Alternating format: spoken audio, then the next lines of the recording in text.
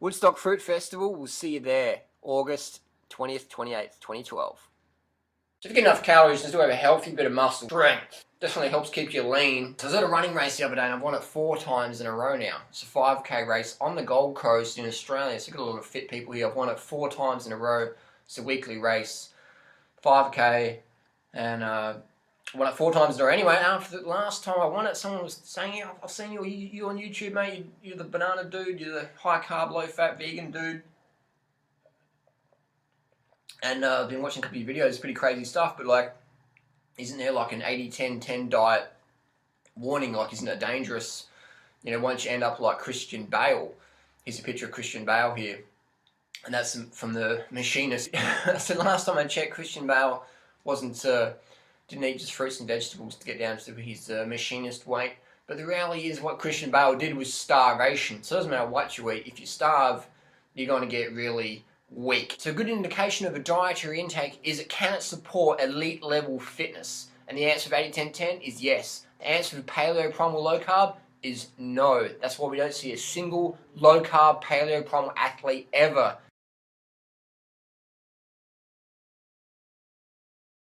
Post your comments down below if you think you've seen a low carb athlete, and I'll tell you who that person is, and I'll tell you why they're not low carb, and I'll show you their blog of actually what they do eat. So if 80-10-10, vegan, high carb, whatever, if it's good enough for an Olympic athlete, it's good enough for a world class athlete, it's good enough for elite level athlete, it's good enough for like a national level athlete, a state level athlete, it's good enough for people with no fitness to help build their fitness up. I always laugh when people who can't even run around the block go, I wouldn't get enough protein on that vegan or fruit thing. I wouldn't get enough protein. I can't run around the block, but I know you win marathons, you guys, but I couldn't run around the block though. But I need more protein than you guys. So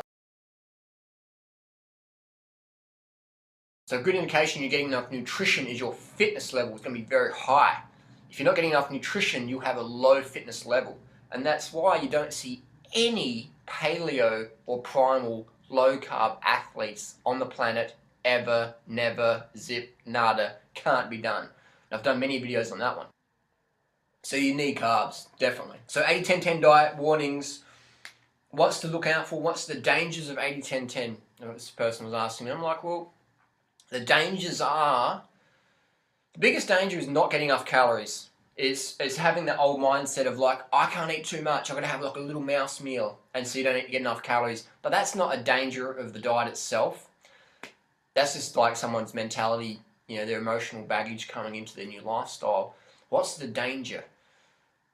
The danger. You get all your nutrition, you get your vitamin A, you get your vitamin K, B12, your body produces that. If you don't produce enough B12, do a B12 shot. I do that. It takes me 30 seconds once every month, or every 2 months. My B12 level is always over 1400 and clinically documented. You know, all my blood tests. And I do real blood tests. A lot of people do blood tests from naturopaths and then put it on Facebook and say, look at me, I'm my naturopath, so I've got good blood. You've got to get to an authorized pathology laboratory if you want to get blood tests and show people, otherwise it's a bit of a joke. But anyway, my B12 level is always good, vitamin A is good. So you get enough nutrition, you get your vitamin A, you get your vitamin K, and then the body produces K2 from that. Basically, you get everything you need. I mean, you get your vitamin D from your sun, you get everything you need. Your body produces creatine, all these beta-alanine, all these things people say, oh, but you need this, you need that. There's nothing that you can't get from plant foods that people eat animal products for. But people say, but where do you get your protein from? Plants don't have protein. And it's like, yes, you do get enough protein. What about vitamin K2? Yes, your body produces vitamin K2. You need to drink milk for calcium, Dan Ryder. Yes, plant foods do have calcium. Did I get enough B12 if you're a vegan, Dan Ryder? Yes, the body produces B12, and if it didn't, only vegans would have B12 issues, which we see over 39% of the US has a low B12 level, according to the Tufts University research data. Period. Vegans don't get enough iron! Any vegan diet based on whole plant foods with sufficient calories will definitely give sufficient iron. Creatine's not found in plant foods, Harley. Your body produces creatine. Funny thing is, you go to any gym in the world and people be pumped on creatine supplements and tell you don't get enough creatine if you're a vegan. Funny, that one. So the biggest danger would just be, there is no danger specific to this lifestyle. what that can happen though is people undereat. They don't get enough calories. So what happens when you don't get enough calories? Initially you become very moody and, just flipping out because you're getting glucose exhausted or mild glucose exhaustion, hypoglycemia, things like that. So you're going to have a lot of issues with that. But again, that's like riding a bicycle. It's okay if you ride on the right side of the road and keep your hands in the bars, but as soon as you take your hands off the bars and go on the other side of the road, you're going to have problems, and you're probably going to go, oh, I was a cyclist and that was really dangerous. I did 80-10-10 and it was really dangerous. It's like, no, you had a eating disorder or whatever. You had some issues going on there that you brought into your new healthy lifestyle, and you haven't really changed that. You've brought your old behavior over here. You've brought your starvation, calorie restriction, anorexic, orthorexic behavior to 80-10-10, and now you're fucking up, and long term you're just going to hit walls. So the secret is get enough calories. When you get enough calories, you take care of your nutrition.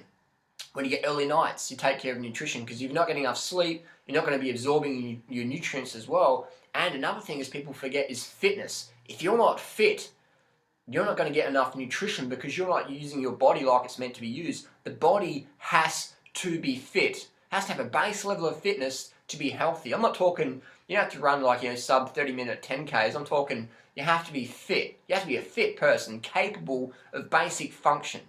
You should be able to chase your kids around and lift heavy objects, and you should have fitness. You should have fitness. If you don't have fitness, you're not healthy. I don't care how clean your diet is. If you're not getting the early nights, if you're not getting the sufficient water, if you're not getting sufficient physical activity on a weekly basis, you're not going to be as healthy as you can be, regardless of how clean you're eating. Doesn't matter. You've got to have those other things. The sunshine as well, the water, the sport, the early nights. Otherwise, people focus on diet, and then they just have late nights on the computer having late night debates or whatever on Facebook, or they're not doing sport. Like, I'm not into competition. I just sit on my ass on the couch and watch apathetic TV shows, but I eat healthy. Or I don't drink water because water's not natural, because all you get your water from like oranges and orange juice. You don't need to drink water because you just drink orange juice. Doesn't work. That's not good. You need water. So there is no dangers. You get every single nutrient from your plant foods, from the sunshine, from your body's produced. There's nothing in animal products that we need that we can't get from plant foods. Otherwise, there would be vegan-specific diseases, which there is not, but people pretend there is. But the reality is every supermarket, every chemist, every pharmacy, every drugstore, every vitamin shop, supplement shop around the world is not vegan-specific, is it? It's not. Fish oil supplements, retinol supplements, all these things, animal-derived. Vegans aren't taking these things. Vegans aren't taking these things. These are for meat eaters. These are for the meat-eating consumer, these supplements. The whey protein powder is not for vegans. The retinol supplement is not for vegans. The fish oil supplement is not for vegans. The shark cartilage stuff, the cartilage products, the glandular products derived from thyroid tissue, hypothalamus glands, adrenal glands, bovine adrenaline, the brain tissue that people use in glandulars, that's not a vegan product. And they're designed to be consumed by meat-eating consumers. All the BCAAs, branched-chain amino acids derived from duck feathers. Don't eat vegan because you won't get enough BCAAs, so make sure you have your BCAA supplement from duck feathers and eat your steak. The EPA DHA supplement derived from krill oil is not for vegans. All these products and supplements are designed for the meat-eating consumer. So anyone who tells you there's a diet warning or whatever for if you're a vegan or 80-10-10 or whatever, that's nonsense. They're not educated. They're a newbie. They're just following bro science. I'll put my blood test on YouTube. I've been vegan for 11 years. I've got blood tests. I've got like 6 or 7 videos now on YouTube of my comprehensive blood tests from a clinical laboratory, not some backyard quack, homeopath, naturopath, whatever. Not saying those people are bad people, but that's not a legit blood test. I'm sorry. If you're an Olympic athlete and you test positive for drugs, and they say, oh, what laboratory was that? And you say, oh, it's my naturopath did it for me. They're gonna, that's not a fucking real test. You need to do it in a full-on lab, man, not some backyard job with some, $300 testing machine or whatever. It's got to be full-on clinical data. Can't be the backyard stuff. So there you go. I'm out there. I'm winning the running races. 4 running races in the last 4 weeks. Back to back. Boom, boom, boom, boom, boom. So that's just it. So anyone that says, oh, blah, blah, blah, it's like, well, look at Duran Rider. Dude's fucking winning races, mate. He's fucking dominating He's on his little fucking banana vegan trip, and he's out there. He's ridden across Australia. He's ridden from Seattle to LA. I can go out training the fittest cyclists on the planet. I've gone out training with Cadel Evans, Lance Armstrong, Valverde, whatever. That's fine. In the hills, mountains, whatever. I can do that. I can go out for 5, 6, 7 hours with those guys and no worries keeping up in the mountains. So anyone that says you don't get enough nutrition, it's like bullshit. I'm not even on caffeine. I'm doing this all caffeine-free, drug-free. I mean, on the paleo diet, it's like caffeine, caffeine, caffeine. And they can't even do a running race. A paleo athlete, well, I can't even call them athletes because what are they doing? No one's doing anything. Mark Sisson's not winning anything. Rob Wolf's not winning anything. Lauren Cordain's not winning anything. Sally Fallon's not winning nothing. These people aren't even competitive athletes, and they're telling us how it is. They're non-competitive athletes telling competitive athletes how to eat. It's like, what? How does that work, man? That doesn't work at all. And the funniest thing is, Rob Wolf, Mark Sisson, these guys were highly competitive athletes when they're eating high carb. Now they're on the low carb, they can't do squat. They can't do nothing. So it's sad to see. And just because someone's not fit anymore doesn't make them a bad person. I'm not like putting anyone down. I'm just saying fitness is a part of health. You can't be healthy if you don't have a decent level of fitness. It's just how it is. And you got to question why all these paleo people sell all these supplement powders and protein powders like Mark Sisson. And nothing personal against Mark Sisson. I mean, I'm critical of his nutrition advice for sure, but nothing personal against him. Mark Sisson sells so many supplements, and he sells the primal protein powder, and that's full of sucrose, it's full of refined sugar.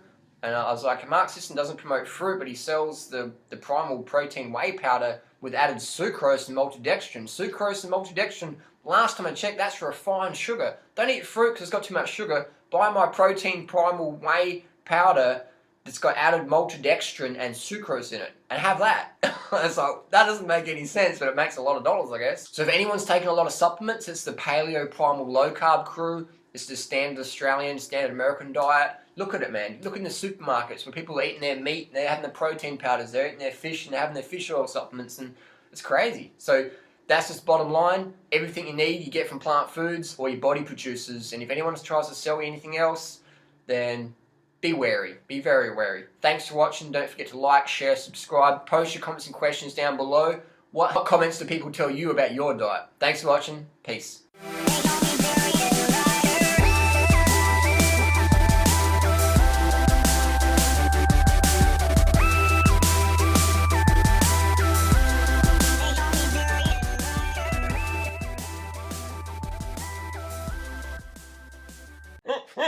Those guys don't get enough iron!